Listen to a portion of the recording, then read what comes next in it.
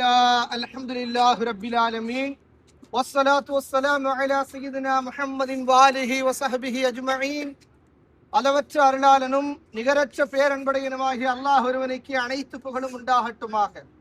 இருளக தூதர் கருணை நாயகம் காருண்ய நபிகள் நாயகம் ஸல்லல்லாஹு அலைஹி வஸல்லம் அவர்கள் மீதும் அவர்களுடைய அடிச்சுவடுகளை அப்படியே பின்பற்றிய சத்திய சஹாபாக்கள், சன்மார்க்க தொண்டர்கள், தாபிஈன்கள், தபஉ தாபிஈன்கள், குறிப்பாக அல்லாஹுடைய விருந்தாளிகளாக அமர்ந்திருக்கக்கூடிய நம்மின் மீதும் அல்லாஹுடைய வற்றா கிருபை என்றென்றும் குன்று நிலவட்டுமாக.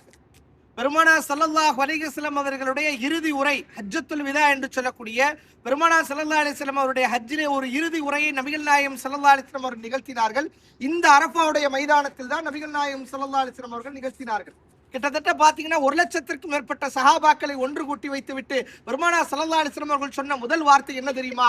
அடுத்த வருடம் நான் உயிரோடு இருப்பேனா என்று சொல்ல முடியாது.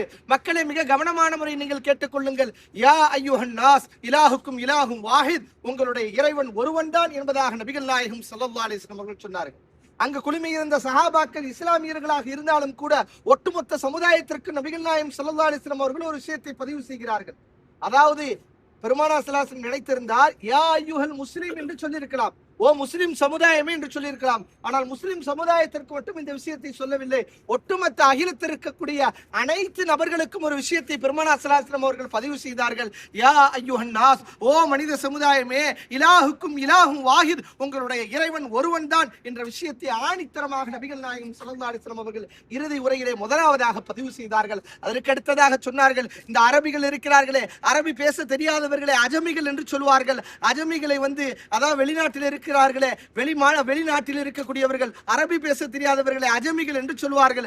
இந்த அஜமிகளை பெருமானார் ஸல்லல்லாஹு அலைஹி வஸல்லம் குறிப்பிட்டு சொன்னார்கள். அரபிகளையும் அஜமிகளையும் பெருமானார் ஸல்லல்லாஹு அலைஹி வஸல்லம் அவர்கள் குறிப்பிட்டு சொன்னார்கள். அரபிகளை விட அஜமிகளோ, அஜமிகளை விட அரபிகளோ, நெட்டேர்களோட குட்டேர்களோ, குட்டேர்களோட நெட்டேர்களோ, என்னங்க கருப்பர்களை விட சிவப்பர்களோ, சிவப்பர்களை விட கருப்பர்களோ சிவந்தவர்கள் அல்ல. மாறாக இன்ன அக்ரமக்கும் இன்தல்லாஹி அத்தகாக்கும், உங்களில் இறையச்சத்தால் யார் சிறந்தவர்களோ அவர்கள்தான் உங்களில் சிறந்தவர்கள் என்பதாக சொன்னார்கள். நான் குட்டையாக இருக்கிறேன், நான் நெட்டையாக இருக்கிறேன், நான் வெண்மையாக இருக்கிறேன், நான் கருப்பாக இருக்கிறேன் என்பது பெருமை அல்ல. உங்களில் இறையச்சம் யார் இருக்கிறதோ, அல்லாஹுடைய அந்த பயபக்தி யாரிடத்தில் இருக்கிறதோ, இறையச்சத்தால் யார் சிறந்தவர்களோ அவர்கள்தான் உங்களில் சிறந்தவர்கள் என்பதாக நபிகள் நாயகம் ஸல்லல்லாஹு அலைஹி வஸல்லம் அவர்கள் இந்த விஷயத்தை பதிவு செய்தார்கள். அதற்கு அடுத்ததாக சொன்னார்கள், உங்களுக்கு மத்தியிலே பெண்கள் ஒரு அமானிதமாக கொடுக்கப்பட்டிருக்கிறார்கள். பெண்களை என்ன பண்ணாதீங்க, கன்னத்தில் அறையாதீர்கள். அதே போன்று அவர்களை கண்டிப்பதாக இருந்தால் கூட உங்களுடைய வீடுகளிலே, உங்களுடைய அறைகளில் வைத்து கண்டியுங்கள். அது உங்களுக்கு கொடுக்கப்பட்ட அமானிதம். பெண்கள் உங்களுக்கு அமானிதமாக கொடுக்கப்பட்டிருக்கிறார்கள். எனவே அவரிடத்திலே மிக ஜாக்கிரதையான முறையில் நடந்து கொள்ளுங்கள். அவர்களை நிமிர்த்த நினைத்தாலும் உடைக்கப்படுவார்கள், வளைக்க நினைத்தாலும் உடைக்கப்படுவார்கள். ஏனென்று சொன்னால் ஒரு ஆணுடைய விழா எலும்பிலிருந்து தான் ஒரு பெண் படைக்கப்பட்டிருக்கிறார்கள் என்பது நபிகள் நாயகம் ஸல்லல்லாஹு அலைஹி வஸல்லம் அவர்கள் நினைவு கூர்ந்து சொன்னார்கள். அதற்கு அடுத்ததாக சொன்னார்கள், அறியாமை காலத்தில் வாங்கக்கூடிய வட்டி இருக்கிறது, அதை என்னுடைய காலில் போட்டு புதைத்து விட்டேன் என்பதாக நபிகள் நாயகம் ஸல்லல்லாஹு அலைஹி வஸல்லம் அவர்கள் சொன்னார்கள். அறியாமை காலத்தில் அப்பாஸ் ரலியல்லாஹு அவர்கள் அதிகமான வட்டி வாங்கியிருந்தாங்க. இந்த சம்பவத்திற்கு பிறகு, இந்த பேச்சிற்கு பிறகு என்னுடைய நான் கொடுத்த அனைத்து விஷயத்தையும் தள்ளுபடி செய்கிறேன் என்பதாக அந்த இடத்திலே யார் அறிவிப்பு செய்யறாங்க?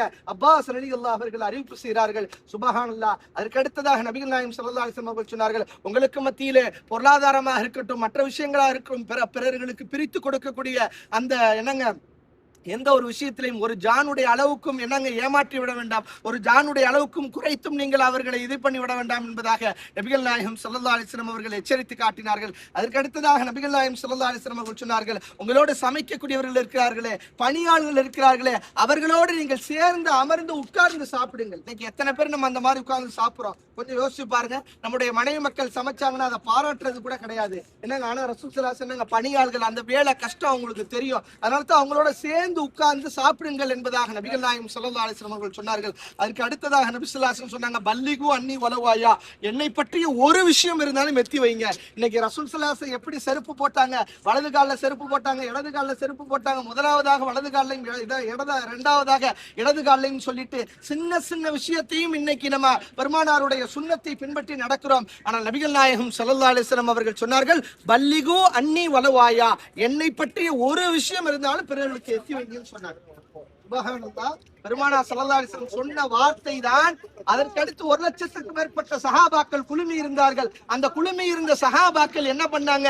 அதற்கு அடுத்து பெருமானார் ஸல்லல்லாஹு அலைஹி வஸல்லம் கேட்டாங்க, எல்லாவற்றையும் உங்களுக்கு நான் ஈடுபடுத்தி கொடுத்திருந்தா, மார்க்கத்தை பரிபூர்ணம் செய்து கொடுத்து விட்டேனா என்பதாக கேட்டார்கள்.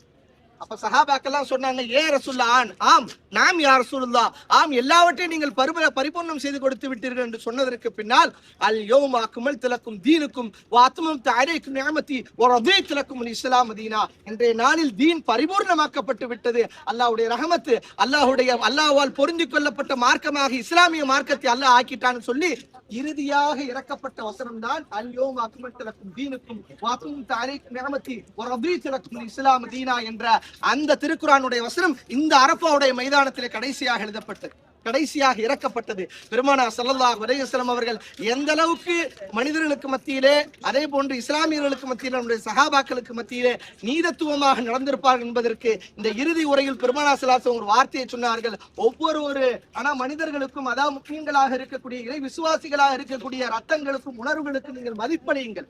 காபாவுக்கு எவ்வளவு மதிப்பு இருக்கிறதோ அதே மதிப்பு யாருக்கும் இருக்குங்க. ஒவ்வொரு ரத்தத்திற்கும், அதாவது ஒவ்வொரு இறைவாசியுடைய ரத்தத்திற்கும், அவர்களுடைய உடம்புக்கும், அவர்களுடைய உணர்வுகளுக்கும் நீங்கள் மதிப்பளியுங்கள் என்பதாக சொன்னார்கள். என்னங்க இந்த வார்த்தை தான் என்னங்க பெருமானார் ஸல்லல்லாஹு அலைஹி வஸல்லம் அவர்களை அல்லாஹ் தஆலா உயர்வாக்குவதற்கு பலவிதமான காரணங்களாக அமைந்து போகிறது. பெருமானார் ஸல்லல்லாஹு அலைஹி வஸல்லம் அவர்களை பற்றி என்னங்க யூகேவில் அமைந்திருக்கக்கூடிய ஒரு லிங்கன் யூனிவர்சிட்டி, ஒரு லிங்கன் யூனிவர்சிட்டியினுடைய முகப்பு வாசல்ல முதல் 10 நபர்களை போட்டு வச்சிருக்காங்க. உலகத்தினுடைய சட்ட வல்லுநர்கள்ல 10 பேர் போட்டு வச்சிருக்காங்க. அந்த 10 பேர்ல முதலாவதாக யார் இருக்காங்க? ப்ராஃபட் முஹம்மது ஸல்லல்லாஹு அலைஹி வஸல்லம். முஹம்மது ஸல்லல்லாஹு அலைஹி வஸல்லமுடைய பேர் முதலாவதா இருக்குது. அந்த கிறிஸ்தவ பேராசிரியர்கிட்ட கேட்காங்க, யூகே யூனிவர்சிட்டியினுடைய பேராசிரியர் இடத்துல கேட்கப்படுது, எதற்காக முகமது நபியை முதலாவதாக நீங்க போட்டிருக்கீங்க அப்படின்னு கேட்கப்பட்டது. அப்ப அவங்க சொன்ன வார்த்தை, ஒவ்வொரு ரத்தத்திற்கு நீங்க மதிப்பளிக்கணும், அவங்களுடைய உணர்வுகளுக்கு, ரத்தங்களுக்கு நீங்க மதிப்பளிக்கணும்னு சொல்லி சொன்னாங்கல்ல. அவர்கள் உன்னதமான ஒரு விஷயத்தை பதிவு செய்தார்கள் ஒட்டுமொத்த சமுதாயத்திற்கும். அதனால தான் என்னங்க இன்னைக்கு பெருமானார் ஸல்லல்லாஹு அலைஹி வஸல்லம் அவர்கள் சட்ட வல்லுநர்கள்ல முதலாவது நபராக நான் போடுவதற்கு ஒரு காரணமாக அமைந்தது என்பதாக அந்த பேராசிரியர் சொன்னாங்க. சுப்ஹானல்லாஹ். அப்படிப்பட்ட இந்த அரஃபாவுடைய மைதானம் பல நபிமார்கள் கால்தடம் பதித்த இடம். நம்முடைய தந்தை பாவா ஆதம் அலைஹிஸ்ஸலாம் அவர்கள் என்னங்க முதலாக அந்த சொர்க்கத்திலிருந்து இறக்கப்படும் போது என்னங்க அவர்கள் இலங்கையினுடைய ஒரு பகுதியில் இறக்கப்பட்டதாகும். ஹவ்வா அலைஹிஸ்ஸலாம் அவர்கள் ஜித்தாவுடைய பகுதியில் இறக்கப்பட்டதாக ஒரு வரலாறு இருக்குது. அந்த வரலாற்றினுடைய சேருதல் எங்க முடியுது அப்படின்னு சொன்னா இந்த ஜித்தாவுல என்னங்க ஜித்தாவுல இருந்து எங்க கிளம்பி என்னங்க அம்மையாரும் அதே போன்று இலங்கையினுடைய பகுதியிலிருந்து கிளம்பி கிட்டத்தட்ட 18 வருட காலங்களாக வரலாற்று ஆசிரியர் பதிவு செய்யறாங்க. 18 வருட காலங்களாக தௌபா செஞ்சுக்கிட்டே வர்றாங்க. அவங்க 2 பேரும் சந்திச்சுக்கிட்ட இடம் தான் இந்த அரஃபா மைதானம்.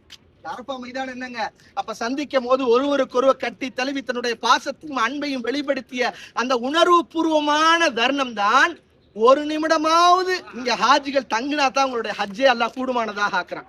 அப்ப அவங்களுடைய தியாகத்தை அல்லாஹ் தஆலா கபூல் செஞ்சுக்கிட்டான். கிட்டத்தட்ட என்னங்க 18 வருஷ காலம் அவங்களுடைய கண்கள்ல இருந்து கண்ணீர் வடிந்து என்னங்க இந்த இடத்துல கருப்பு தழும்புகளாக ஆதம் அலைஹிஸ்ஸலாம் அவங்களுக்கு கருப்பு தழும்புகளாக மாற்றப்பட்டதாகவும் ஒரு வரலாறு இருக்கு. அந்த அளவுக்கு அழுது என்ன பண்ணிருக்காங்க, அல்லாஹ் அடுத்த துஆ செஞ்சிருக்காங்க. சுப்ஹானல்லாஹ். இந்த மலை மேல ஏறி ரப்பனா வலம்னா அன்ஃபுஸனா வ இல்லம் தக்ஃபிர் லனா வ தர்ஹம்னா லனகூனன்ன மினல் ஹாஸிரீன். யா அல்லாஹ், நான் அநியாயம் புரிஞ்சுட்டு, யா அல்லாஹ் நீ மன்னிக்காவிட்டால், நீ இரக்கம் காட்டாவிட்டால் நான் நஷ்டவாளியாக ஆகிடுவேன். அல்லாஹ் இடத்துல தௌபா கேட்டாங்க, பாவ மன்னிப்பு கேட்டாங்க. அல்லாஹ் அவங்களுடைய பாவ மன்னிப்பை ஏற்றுக்கிட்டான். அல்லாஹ்வுடைய ரஹமத் இறங்குச்சு. அதனாலதான் அந்த மலைக்கு பேர் என்னங்க, ஜபலே ரஹமத். அல்லாஹ்வுடைய ரஹமத் இறங்கிய மலை ஜபலே ரஹமத். ஒரு மன்னிப்பு அல்லாஹ் கொடுக்கறான்னா அல்லாஹ்வுடைய ரஹமத் அவர் மேல இறங்கிருச்சுன்னு அர்த்தம். அதனாலதான் ஆதம் அலைஹிஸ்ஸலாம் அவங்க கேட்ட அந்த இடத்துல தான் இன்னைக்கு பல்லாயிரக்கணக்கான ஹாஜிகளும் அதே பாருங்க உம்ராவுக்கு வரக்கூடியவர்களும் அங்க நின்று துவா கேட்கிறாங்க. நம்முடைய துவாவையும் அல்லாஹ் தஆலா கபூல் செய்திருவானாக. அஸ்ஸலாமு அலைக்கும் வரஹ்மத்துல்லாஹி தஆலா பரகாத்துஹு.